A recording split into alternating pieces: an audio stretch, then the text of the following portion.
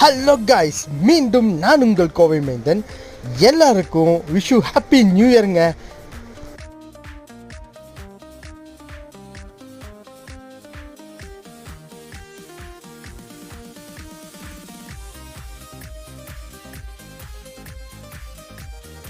இந்த 2026 எல்லாருக்குமே நல்லபடியாக அமையணும்னு நான் விஷ் பண்ணுறேங்க.